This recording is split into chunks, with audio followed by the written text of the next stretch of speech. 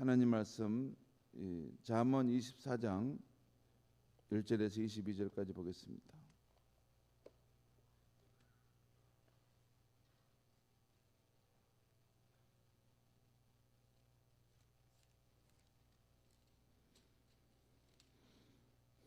잠언 24장 1절에서 22절까지 말씀입니다.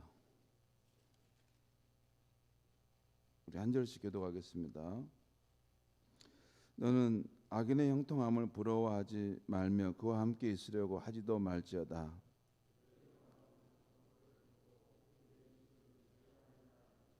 집은 지혜로 말미암아 건축되고 명철로 말미암아 견고하게 되며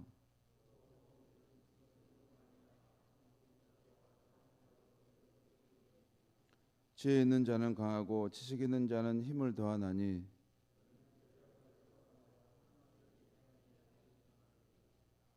지혜는 너무 높아서 미련한 자가 미치지 못할 것이므로 그는 성문에서 입을 열지 못하느니라.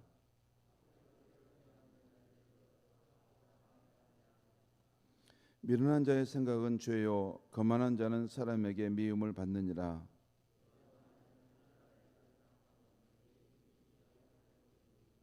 너는 사방으로 끌려가는 자를 건져주며 사륙을 당하게 된 자를 구원하지 아니하려고 하지 말라.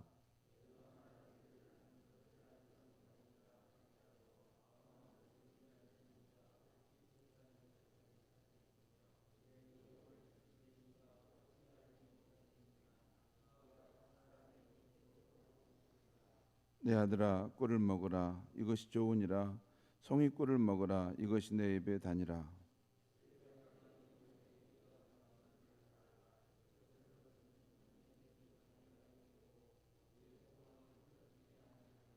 악한 자여 의인의 집을 엿보지 말며 그가 쉬는 처소를 헐지 말지니라.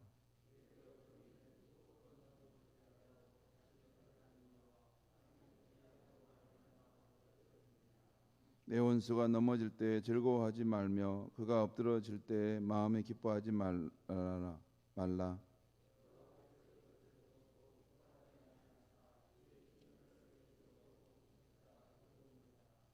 너는 행악자들로 말미암아 분을 품지 말며 악인의 형통함을 부러워하지 말라.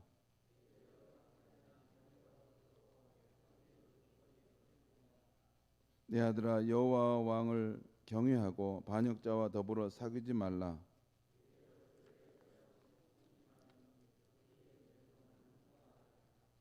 아멘. 오늘 아침의 말씀의 제목은 지혜의 말씀 위에 집을 짓는 인생, 지혜의 말씀 위에 집을 짓는 인생이라고 정했습니다. 오늘 말씀을 전하기 전에 잠깐 하나 광고 하나 드리겠는데요. 우리 교회에 우리 부목사님들이 계시는데 우리 임은현 목사님이 있습니다. 우리 임은현 목사님 사모님이 김수민 사모님이십니다. 전에 우리 김수민 부목사님 계셨죠? 예, 이름이 똑같습니다. 근데 또 재밌는 것은 김수민 사모님은 그 이전에 있었던 김수민 부목사님과 함께 동일하게 이 호남신학대학원 신대원을 같이 졸업했어요. 같이 공부했습니다. 그러니까 같은 공부했던 동기죠. 근데 우리 사모님은 임은현 목사님의 부인이 된 거고 우리 김수민 목사님은 지금 화평교회 또 이제 목회를 하고 계시잖아요. 그래서 우리 교회 우리 김수민 사모님이 또 우리 유치부 우리 교육전사로 지금 섬겨주고 또 잘하고 계십니다. 그래서 귀한 분이 이렇게 함께 우리 교회에 계시는데 그래서 우리 함께 그분의 말씀도 들어보면 좋겠다 해서 제가 당회에 우리 장로님들과 함께 협의를 했고 그래서 앞으로 이제 새벽 예배 때 한 번씩 우리 김수민 사모님도 이렇게 단에 와서 말씀을 전할 것입니다. 예, 그분은 자격을 다 갖추신 분이십니다. 그래서 갖추셨고 이렇게 어떤 훈련은 다 받으셨고 안수만 이제 안 받으신 분인데 아무튼 함께 이렇게 말씀 사역자로서 우리가 그분의 말씀을 듣는 기회도 갖겠습니다. 저는 우리 교회 강단이 이렇게 풍성하면 좋겠어요. 이렇게 여러 귀한 사역자들이 자신이 경험하고 또 만난 하나님을 이 말씀에 이것을 가지고 선포하면 우리 교회가 더 풍성하고 또 우리 여성들도 많이 힘이 되지 않을까 생각합니다. 남성이 알지 못하는 그 세계를 또 말씀으로 풀어가지 않겠나 생각합니다. 그렇게 하시고 혹시 김수민 사모님이 올라오셔서 말씀을 전할 때 이렇게 또 그냥 오셨구나. 우리 교회 지금 교육 전도사로 섬기고 있다는 거 여러분 아시면 되겠습니다.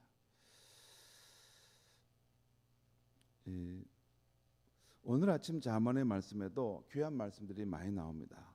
예를 들어서 우리 12절을 보면 내가 말하기를 나는 그것을 알지 못하였노라 할지라도 마음을 저울질하시는 이가 어찌 통찰하지 못하시겠으며 내 영혼을 지키시는 이가 어찌 알지 못하시겠느냐, 이런 말씀이 있어요.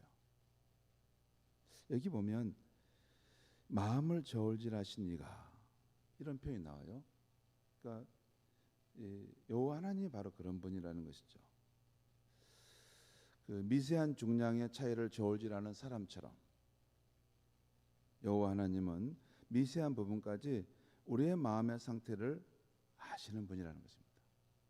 여러분, 그 상인들의 물건을 팔 때 이렇게 귀한 물건을 이렇게 팔 때는 이게 대충 하지 않고 아주 섬세한 저울을 가지고 사용하잖아요. 그래서 마지막 순간에는 이렇게 이렇게 뭡니까 이 전자 저울로 하지 않고 이렇게 뭘 들어가지고 딱 정확하게 맞춰서 균형을 잡잖아요.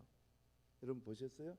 시장에서 보면 이렇게 저울 때가 있어가지고 여기다 줄을 하나 달아가지고 딱 물건으로 이렇게 좌우 세우는 거 있잖아요. 그래서 딱 정확한 선 걸 보고 그 중량의 그 무게를 정확하게 잡는 것이 있죠. 그처럼 여호와 하나님은 우리의 마음의 상태 그 미세한 부분까지도 아신다는 거예요. 저울질하듯이 네가 이쪽으로 약간 기울었구나, 그걸 아신다는 거예요. 우리는 이렇게 우리의 마음과 영혼의 세미한 변화까지 다 아시는 그 하나님 앞에 살아가는 사람이라는 것을 잊어서는 안 됩니다.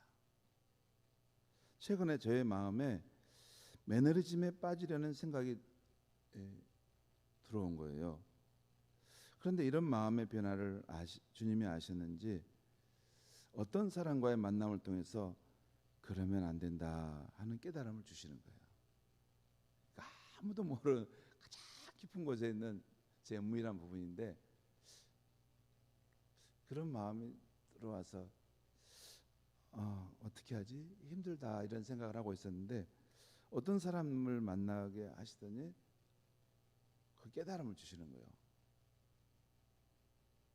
그러면 안 된다 하는 깨달음을 주시면서 제가 다시 마음을 다잡고 또 새로운 마음으로 이게 지금 잘 준비하고 있습니다. 그 새로운 마음의 첫 번째 변화가 제 서재실을 다시 다 청소하고 이 책들을 다시 정리하기 시작했습니다. 정리하고 마음을 다시 새롭게 하고 그러면 안 되지 해서 또 한 걸음 한 걸음 가려고 합니다. 이렇게 우리 하나님은 마치 이렇게 세미한 부분을 저울질하는 그런 사람처럼 우리의 마음의 그런 미세한 변화까지도 아시는 분이에요. 그러니까 우리 마음이 약간 기울어 있다는 거나 우리의 마음이 약간 변색이 된 것도 아시는 분이세요. 그래서 그 하나님 앞에 늘 싱싱한 마음, 또 이게 순수한 마음, 또 진실한 마음, 그 하나님이 내 마음을 아시지, 또 그 하나님이 인정하실 수 있는 그러한 충성된 마음으로 우리가 살아가야 할 줄 믿습니다. 그만큼 하나님이 또 그런 마음을 우리가 지켜간다면 우리를 귀하게 여겨주지 않으시겠어요? 항상 마음이 중요합니다. 하나님 그 마음 속에 성령으로 오셔서 우리가 사시는 분인데 마음이 떠나고 마음이 변질되면 하나님이 우리를 가까이 할 수 없습니다. 우리의 인생을 축복할 수 없습니다. 우리의 마음의 섬세한 부분까지도 정말 주님을 사랑하고 변치 않는 그런 충성됨으로 주님과 함께 살아가야 할 줄 믿습니다. 또 16절 말씀 보겠습니다. 16절에 대제 의인은 7번 넘어질지라도 다시 일어나거니와 악인은 재앙으로 말미암아 엎드려지느니라. 의인은 7번 넘어질지라도 다시 일어난다는 것이에요. 7번은 완전수를 말하죠. 7번뿐이겠어요. 10번, 20번도 넘어질 수 있는데 그럴지라도 다시 일어날 수 있다는 거예요. 여러분, 보통 성경을 읽을 때 여러분 관점으로 읽으면 놓칠 수 있는데 꼭 기억하셔야 될 것 중요한 것은 시편이나 잠언에서 의인, 악인이라고 할 때는 보통 우리가 일반적으로 생각하는 의인, 악인을 말하는 게 아니에요. 그보다는 더 깊은 심오한 면이 있습니다. 그러니까 그 사람의 어떤 이 선악의 행위보다 그 존재의 상태가 더 중요합니다. 그러니까 그 존재의 상태가 우리의 존재가 여호와 하나님을 인정하고 경외하는 사람인가, 아니면 여호와를 거역하고 불순종하는 사람인가, 이 우리의 존재의 상태가 중요해요. 근데 여호와를 인정하게 될 때 그 사람은 선한 삶을 살게 되지만 여호와를 제거하고 거역할 때는 악한 삶을 살게 되는 것입니다. 여러분, 어제 주일날 말씀드렸죠. 생수의 근원인 여호와를 버리게 되면 사람이 자원이 없기 때문에 자기 중심적으로 살기 시작하는데 다른 사람의 자원을 막 뺏어옵니다. 그러면서 악을 행하게 돼요. 왜 그럽니까? 내가 더 살려고 하고 또 내가 남의 걸 뺏어와야지 산다고 생각하는 마음, 거기서 악이 시작되지 않습니까? 그런데 생수의 근원 하나님으로 가지고 있는 인생은 그분으로부터 오는 모든 지혜, 사랑, 어떤 공급하심을 받기 때문에 그렇게 뭐 좀 없다고 해서 이렇게 막 아둥바둥하지 않습니다. 하나님이 알아서 또 주시겠지. 그분과의 관계가 더 중요한 것이죠. 그래서 시편과 잠언에 의인이다 하면 여호와를 인정하고 여호와를 경외하는 사람을 말합니다. 그런 사람은 여러 번 쓰러졌다가도 다시 일어나는 오뚜기 같은 사람이라는 것입니다. 여러분, 생수의 근원인 여호와를 인정하고 그 힘을 의지하는 사람은 아무리 쓰러져도 다시 일어날 줄 믿습니다. 하나님께서 다시 붙들어 주시거든요. 우리의 인생의 제로 포인트, 바닥을 쳐도 하나님께서 붙잡아 주시면 다시 수직 상승할 수 있는 것이 하나님이 통치하시는 이 세상에서 일어나는 일인 것입니다. 그래서 하나님을 우리가 변치 않는 마음으로 끝까지 어떤 상황에서도 그분을 우리가 의지하는, 그분을 신뢰하고 그분이 없으면 난 살 수 없습니다 하는 그런 삶의 태도가 중요합니다. 그리고 오늘 말씀에는 이 지혜와 명철에 대한 말씀들이 많이 나오는데요. 그래서 저는 오늘 아침에 지혜와 명철이 우리 인생이 얼마나 귀한 것인가를 살펴보려고 합니다. 오늘 말씀 3절과 4절 말씀을 우리 같이 한번 읽어볼까요? 시작. 집은 지혜로 말미암아 건축되고 명철로 말미암아 견고하게 되며 또 방들은 지식으로 말미암아 각종 귀하고 아름다운 보배로 채우게 되느니라. 여러분, 여기 보면 집은 지혜로 말미암아 건축되고 명철로 말미암아 견고하게 된다고 할 때 이 집은 어떤 집일까요? 어떤 집이죠? 그냥 집입니까? 인생이라는 집입니다. 곧 인생이라는 집은 지혜로 세워지고 명철로 견고해진다는 것입니다. 또 인생이라는 집 안에 있는 방들은 그 사람의 인격과 성품일 수 있어요. 그것은 지식으로 말미암아 각종 귀하고 아름다운 보배로 채워지느니라. 여러분, 여기서 말하는 지식은 이 세상 그 홍수처럼 떠다니는 그런 뭐 이렇게 별 가치 없는 정보, 이런 그런 거 말 지식 말고 여호와 하나님께로부터 오는 생명의 지식을 말합니다. 그 지식으로 말미암아 우리의 인생에는 이 각종 귀하고 아름다운 법들이 채워진다는 것이죠. 또 5절과 7절 말씀 보겠습니다. 5절에서 7절 말씀 제가 한번 읽겠습니다. 지혜 있는 자는 강하고 지식 있는 자는 힘을 더하나니 너는 전략으로 싸우라. 승리는 지략이 많음에 있느니라. 지혜는 너무 높아서 미련한 자가 미치지 못할 것이므로 그는 성문에서 입을 열지 못하느니라.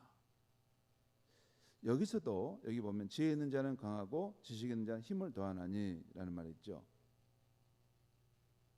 바로 이렇게 지혜 있는 자, 지식 있는 자는 강해서 힘이 있어서 전쟁에서 승리한다는 말씀입니다. 그래서 6절에 보면 너는 전쟁에 임할 때 전략으로 지략으로 싸워서 승리하라는 것입니다. 그 전략과 지략은 어디서 나온 겁니까? 지혜로부터 온다는 거죠. 무대포로 가는 게 아니라 그 지혜를 가지고 그 싸움에 임해서 승리하라는 것입니다. 여러분, 우리의 인생은 세상이라는 전쟁터에 사는 것과 같습니다. 그런데 이 준전시 상태와 같은 세상에서 승리하는데도 그 지혜와 지혜로부터 오는 지략이 절실히 필요하다는 것입니다.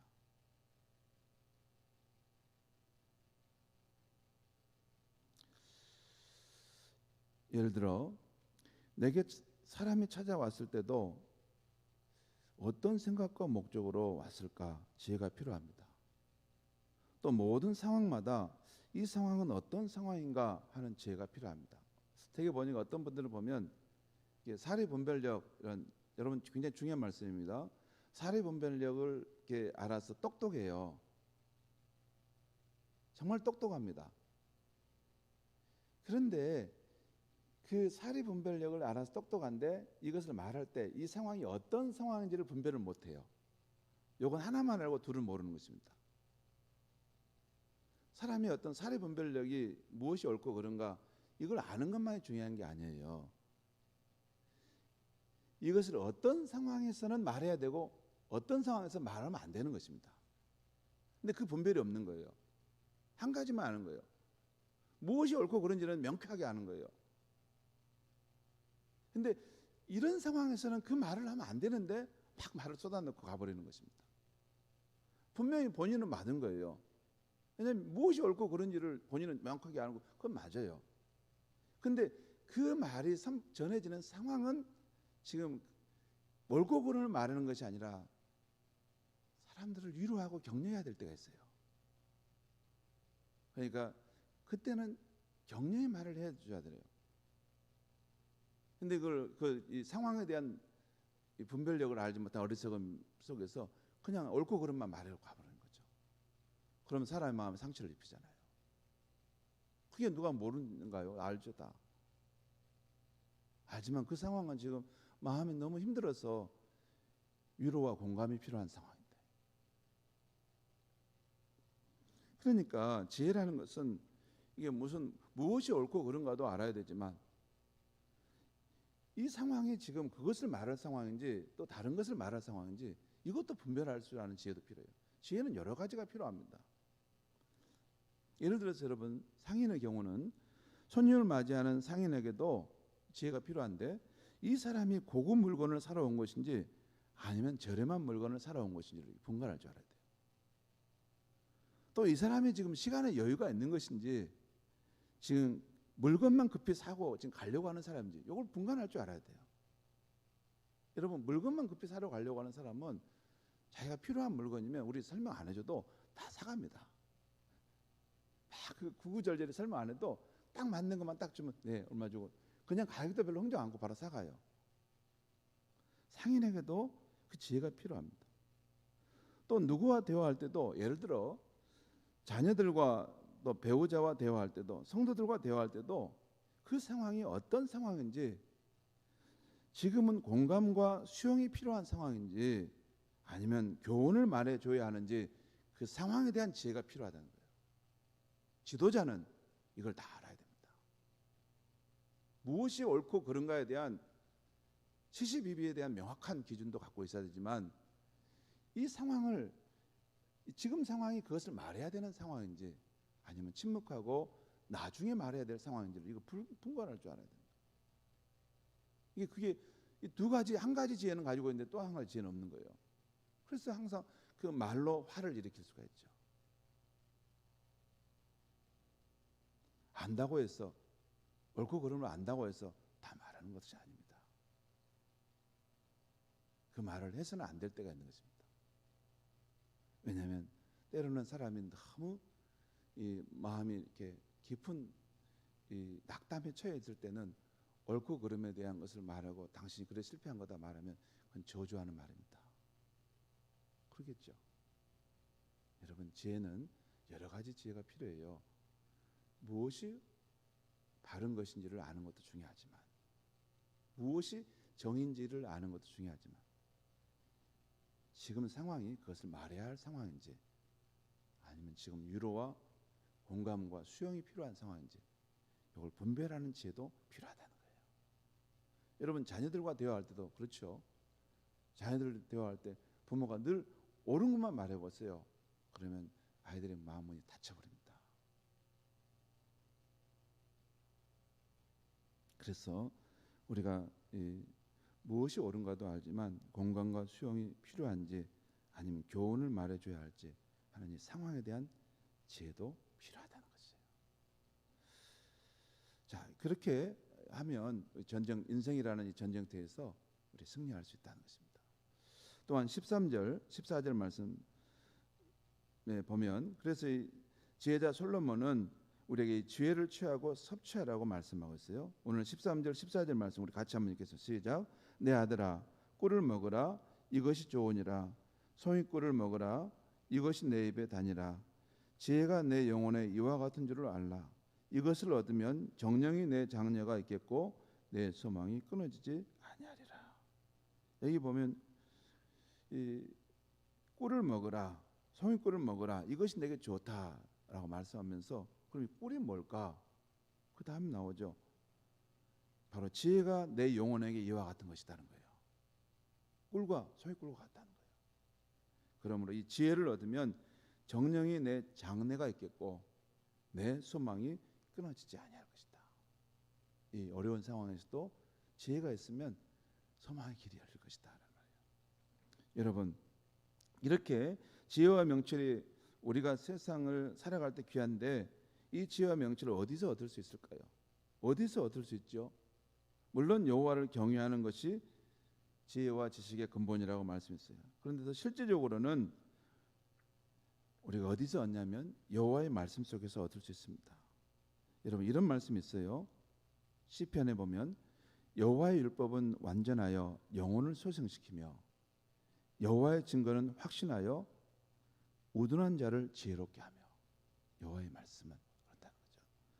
또 시편의 19편에 보면 여호와의 계명은 순결하여 사람의 눈을 밝게 하며.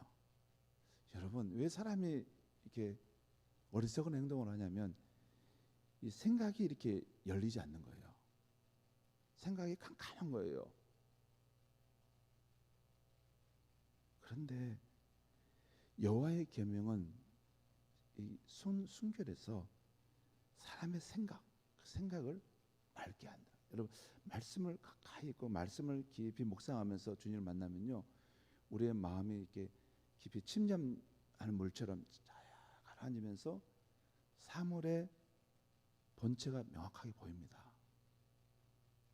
하나님 앞에서 앉아 있는 시간이 없어서 막 사람이 막 아무렇게 살지, 가만히 하나님 말씀 앞에서 묵상하면서 자신의 영혼을 거울처럼 이렇게 바라보게 되면 내 주변의 상황과 내 마음의 상태가 선명하게 보입니다. 아, 내가 욕심을 부리고 있구나. 아, 내가 지금 허영을 부리고 있구나. 아, 내가 너무 무정하게 대하고 있구나. 이러면 안 되겠다. 이런 마음이 옵니다. 또 시편에 보면 주의 말씀을 열면 빛이 비치어 우둔한 사람을 깨닫게 하시는 하나님. 주의 말씀을 열면 빛이 비치어 우둔한 사람을 깨닫게 한다는 것입니다. 그래서 또 시편 119편에 보면 내가 주의 증거를 묵상함으로 나의 명철함이 나의 모든 스승보다 승하며 주의 법도를 지킴으로 나의 명철함이 노인보다 승하니이다. 더 낫다는 것입니다. 그러면서 이런 말씀이 있어요. 내가 보니 모든 완전한 것이 다 끝이 있어도 주의 계명은 심히 넓으니이다. 여러분, 제가 좀 시간이 지났지만 꼭 이 말씀은 확신 그런 마음이 더 깊어져 가는데, 여러분 인생을 살다 보면요, 다 이게 한계가 있고 다 덧없고 이게 사라져 간다는 걸 느낍니다.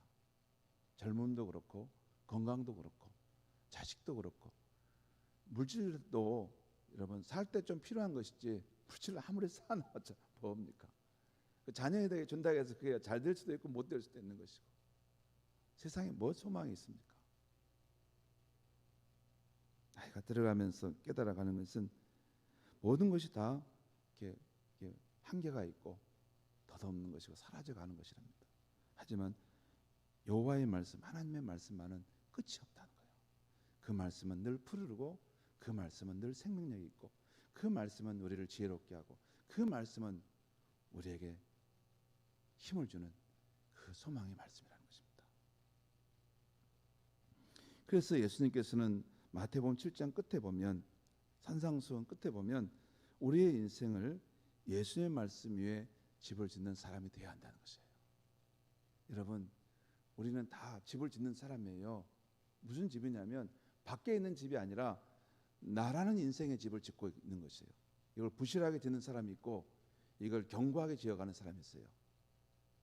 그런데 예수님의 그 영원한 말씀의 이 토대 위에서 그 말씀으로 내 삶의 집을 지어가는 사람은 여러분 가장 견고하고 소망이 넘치는 삶이 된다는 것입니다. 여러분, 오늘 하루도 살아갈 때 여러분 그냥 말씀을 막 읽고 넘어가는 게 아닙니다. 말씀을 한 구절을 읽더라도 그 말씀을 가만히 생각해보고 내 영혼에 비춰보면 하나님의 지혜, 명철, 그 지식이 우리에게 흘러 들어오게 될 줄 믿습니다. 기도하겠습니다. 하나님 아버지, 이 아침에 하나님 앞에 나와서 또 말씀을 듣고 돌아갑니다.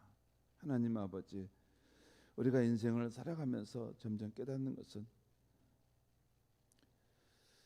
하나님의 말씀 이외에 모든 것은 완전하지 못하고 흠이 있고 또 사라져가고 덧없는 것임을 깨닫게 됩니다. 하나님, 여호와의 말씀만은 순결하고 싱싱하고 또 생명력이 있고 또 지혜와 명철함이 가득하기에 무궁하기에 이 여호와의 말씀을 사모하는 것, 이것이 우리의 인생에 가장 좋은 것인 줄 믿습니다. 하나님 아버지, 이 하나님의 말씀을 강단에서 선포되는 말씀을 들을 뿐만 아니라 주님 생활 속에서도 늘 시간을 내어 이 하나님의 말씀을 가까이 하고 그 말씀을 통해서 거울 삼아 내 영혼을 비춰볼 수 있게 해 주시옵소서. 그 말씀이 오는 지혜와 명철과 지식을 통해서 인생을 풍성하게 살아가고 인생의 어떤 전쟁의 상황에서 승리할 수 있는 우리의 삶이 되게 하여 주시옵소서. 예수님의 이름으로 기도하옵나이다. 아멘.